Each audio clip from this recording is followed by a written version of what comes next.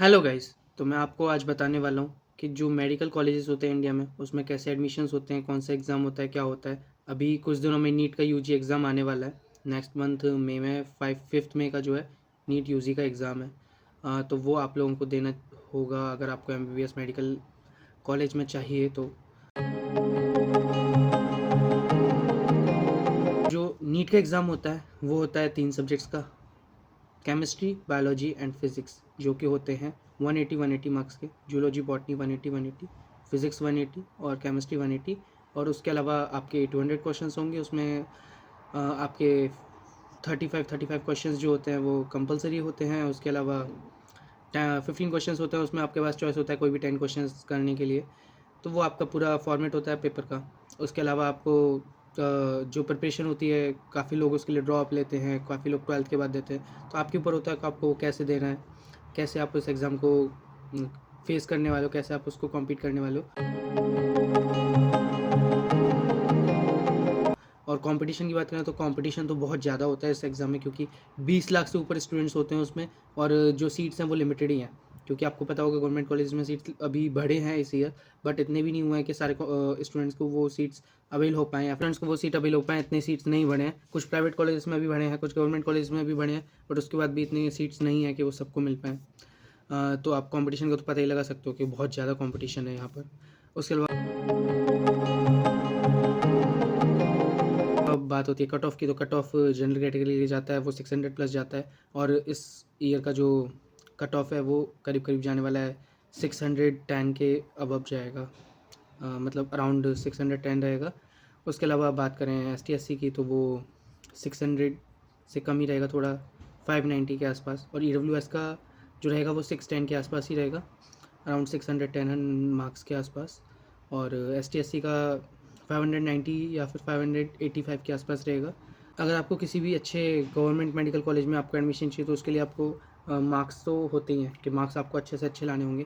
अगर आप मार्क्स अच्छे नहीं लेके आ पाओगे तो आपको अच्छा कॉलेज नहीं मिल पाएगा। जैसे कि एम्स का कॉलेज है, एम्स कॉलेजेस है मेडिकल कॉलेजेस, तो उसमें आपको 680 मार्क्स के अबव ही होने चाहिए, क्योंकि वहाँ पर आपको वो कॉलेज नहीं मिल पाता अगर आपको उससे कम मार्क्स होते हैं। और एम्स दिल्ली की बात की जाए तो उसके लिए तो आपके 710 से भी अबव मार्क्स होने चाहिए, क्योंकि उसके लिए कट ऑफ काफ़ी ज़्यादा हाई जाते हैं। स्टूडेंट्स के marks full out of full भी आ पाते हैं। आपने पिछले कई सालों में ट्रेंड देखा होगा कि लोगों के 720 में से 720 मार्क्स आ रहे हैं। तो आप लोगों को उस चीज़ को देखना चाहिए कि कितने लोग कॉम्पीट कर रहे हैं, कितने लोग, कितनी सीट्स अवेलेबल हैं, कितने लोग कॉम्पीट कर रहे हैं, कितने लोगों के कितने मार्क्स आ रहे हैं, क्या कट ऑफ किस कॉलेज का जा रहा है। तो आपको सारी डिटेल रखनी होगी अपने पास पहले से ही, कि आपको डिसाइड कर सके कि आपकी अगर मार्क्स कितने आ रहे हैं तो उस हिसाब से आप डिसाइड कर सको कि आपको कौन सा कॉलेज मिल सकता है या नहीं मिल सकता है।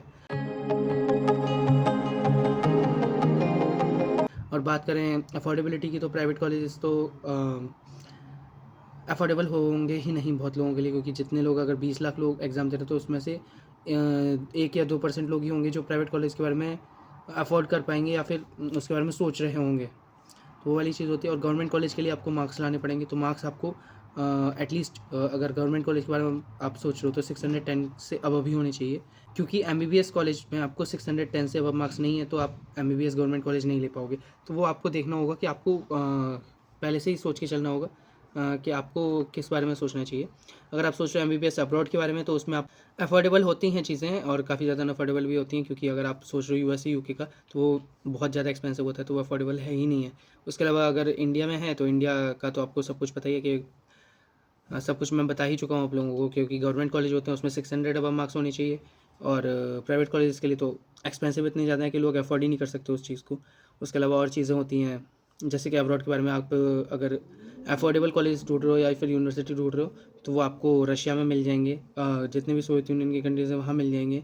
काफ़ी और कंट्रीज़ भी हैं, नेपाल है, बांग्लादेश है। बट आपको देखना चाहिए आपको कौन सी कंट्री चूज़ करनी है। आप अपने इंटरेस्ट के हिसाब से, वहाँ के क्वालिटी ऑफ सर्वाइवल के हिसाब से देख सकते हो कि आपको कौन सी कंट्री लेनी चाहिए अब्रॉड के लिए, अगर आप सोच रहे हो उस बारे में। तो अगर आपको उसमें कोई गाइडेंस चाहिए तो आप मेरे को मैसेज भी कर सकते हो, मैं आपको पूरा गाइड करूँगा उसमें, कि आपको कोई मदद ना हो, क्योंकि काफ़ी सारे एजेंट्स या फिर कंसल्टेंसीज होती हैं जो कि फ्रॉड करती हैं स्टूडेंट्स के साथ। उनको काफ़ी ज़्यादा बुली करती हैं, उनको काफ़ी ज़्यादा ठगा जाता है, स्टूडेंट्स को काफ़ी ज़्यादा बुली किया जाता है अब्रॉड स्टडीज़ के नाम पर। उनसे काफ़ी सारे मोटे मोटे अमाउंट्स लिए जाते हैं फॉर कंसल्टिंग दैम। तो वो चीज़ आपको देखनी चाहिए। आप, और कुछ भी नहीं है। और आप कुछ मत करो, पढ़ाई करो अच्छे से। नीट का एग्ज़ाम आ रहा है, कुछ दिनों में नीट का एग्ज़ाम है। अगर हो सकेगा तो मैं उसके लिए भी आपको इम्पोर्टेंट चीज़ें डालूँगा अभी थोड़े टाइम में। इम्पोर्टेंट बायो के या फिर केमिस्ट्री जो हो सकेगा वो कर पाऊँगा, वो अभी डालते हैं। और आप लोग पढ़ाई करो, एंजॉय करो। Okay, see you again, bye bye.